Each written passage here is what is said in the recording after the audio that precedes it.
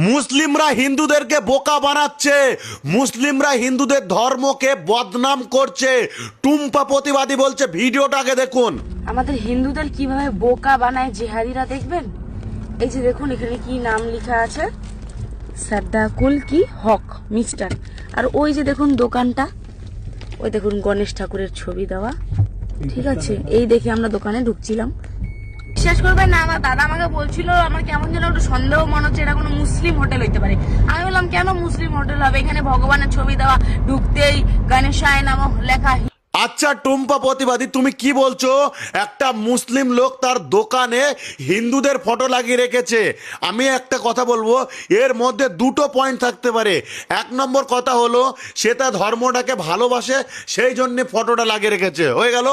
আর একটা পয়েন্ট আছে, এটাও তো হতে পারে যে তার দোকানে অনেক রকম কাস্টমার আসে, এই জন্য সেই ফটোটা লাগিয়ে রেখেছে, যাতে সেই কাস্টমারটা এসেও কমফোর্টেবল হয়। তা তোমাকে আমি একটা কথা বলছি, তুমি মুসলিমদেরকে এত ঘেন্না করো, ঠিক আছে, ওই লোকটা ভুল করেছে, হিন্দুদের পোস্টার দোকানে লাগিয়ে রেখেছে। তোমাকে একটা কথা বলতে চাই টুম্পা প্রতিবাদী, তুমি যে কারটায় বসে আছো, ওই কারটা যে পেট্রোল বা ডিজেলে চলছে, ওটা কোন কান্ট্রি থেকে এসছে একবার সার্চ করে দেখেছো?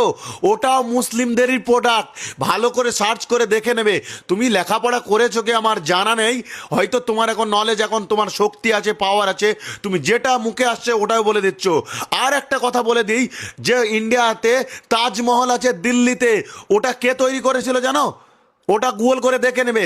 তাও আমরা কোনোদিন মুসলিমরা বলিনি যে ওই তাজমহলটা আমাদেরই। আমাদের ভারতবর্ষে একটা সব থেকে বড় সায়েন্টিস্ট ছিল ডক্টর এপিজে আব্দুল কালাম, ও কোনোদিন বলেনি যে আমি অনলি মুসলিমদেরই, ও বলেছে আমি ভারতবর্ষে সবার জন্য কাজ করব, আর করেছেও। তাহলে এইসব হিন্দু মুসলিম বাদ দিয়ে না, সমাজের জন্য কাজ করো, সমাজের জন্য কিছু ভালো করো, দেখো লোক তোমার জন্য অটোমেটিকই প্রশংসা করবে। এই হিন্দু মুসলিম বন্ধ করো, এটা আমরা কোনোদিনই চাই না। আমরা চাই মুসলিমরা সবসময় হিন্দু মুসলিম ভাই ভাই একসঙ্গে থেকে আমরা আমার দেশকে আগে বাড়াতে চাই। ভাইরা, তোমাদের কাছে আমি একটাই রিকোয়েস্ট করছি, এই ভিডিওটা বেশি বেশি শেয়ার করবে, সবারই কাছে পৌঁছে দাও। আমার মুসলিম ভাই বোনের কাছে অনুরোধ, প্লিজ তোমরা আর কোনো আন্দোলনে যেও না। কারণ দেখতে পাচ্ছ তো, তোমাদের নিয়েই রাজনীতিটা হচ্ছে। কেস তোমরাই খাচ্ছ, তোমরাই কিন্তু পুলিশের হাতে ধরা পড়ছো। কারণ আমরা দেখলাম দিল্লি যন্তর মন্ত্রে এত বড় একটা আন্দোলন হলো, সেখানে হিন্দুরাই আন্দোলন করলো। সেখানকার যারা আন্দোলনকারী মেন চরিত্রে ছিল, তারা কিন্তু কেউ অ্যারেস্ট হয়নি। হয়েছে কে? মুসলিমরা, যারা সেই আন্দোলনকারীদের খাবার জোগান দিয়েছে, যারা সেই আন্দোলনকারীদের সব সময় সুযোগ সুবিধা দিয়েছে, তাদের পাশে থেকেছে, তারাই কিন্তু অ্যারেস্ট হলো। দেখা যাচ্ছে যে খাবার দিয়ে এতগুলো প্রাণকে বাঁচিয়েছে, সেই মানুষটা অ্যারেস্ট। তার বাড়ির লোকের ওপরে অত্যাচার চলছে। আমাদের পশ্চিমবাংলায় সেটাই দেখা যাচ্ছে। সেই নিটকে কেন্দ্র করে যে আন্দোলন হলো, সেই আন্দোলনেও কিন্তু আমাদের মোহামেডান ভাই একজন অ্যারেস্ট হলো। তাই বলছি, তারপরে আর একটা ঘটনাও আছে, বারুইপুরের ঘটনাটাকে দেখো, এত বড় এত কিছু হয়ে গেল, কিন্তু একটা হিন্দু ভাই বোন কি অ্যারেস্ট হচ্ছে না, হচ্ছে মুসলিম। তাহলে মুসলিম ভাই বোনদের করেছে অনুরোধ করছি, তোমরা আর কারুর ঝামেলায় যেও না। দেখো না হিন্দুদের ক্ষমতাটা কতটা, দেখো না হিন্দুরা পারে কি না এই সমাজটাকে নতুন করে সৃষ্টি করতে, দেখো না এই ভারতবর্ষটাকে আবার তারা স্বাধীন করতে পারে কিনা। কারণ ভারতবর্ষ একটা নোংরা রাজনীতির খেলায় নেমে গেছে। ভারত আর স্বাধীন নেই, পরাধীন হয়ে গেছে। তোমরা একটু ধৈর্য ধরো। আমি জানি তোমরাও ভারতবর্ষ স্বাধীনের সময় একটা অংশ ছিলে, জানি তোমাদেরও কষ্ট হচ্ছে, কিন্তু তোমাদের এই আবেগকে কাজে লাগিয়ে তোমাদেরই অ্যারেস্ট হতে হচ্ছে, তাই না? তাই প্লিজ তোমরা কোনো আন্দোলন যেও না, আমার রিকোয়েস্ট। খুব খারাপ লাগছে দেখে, তোমাদেরই বেছে বেছে, তোমাদেরই কিন্তু এখনো পর্যন্ত লাহেক আলীকে ছাড়া হয়নি। লাহেক আলী কি করেছে? কাউকে মেরেছে, খুন করেছে? কিছু করেনি। কারো চরিত্র হরণ করেছে? না, করেনি। তাহলে সেই লাহেক আলীকেও কিন্তু অ্যারেস্ট করে রেখেছে। তাহলে শুধু মুসলিম মুসলিম মুসলিম মুসলিমের একটা রাজনীতি চলছে। তাই প্লিজ আর তোমরা কোনো আন্দোলনে যেও না, আমার অনুরোধ রইল।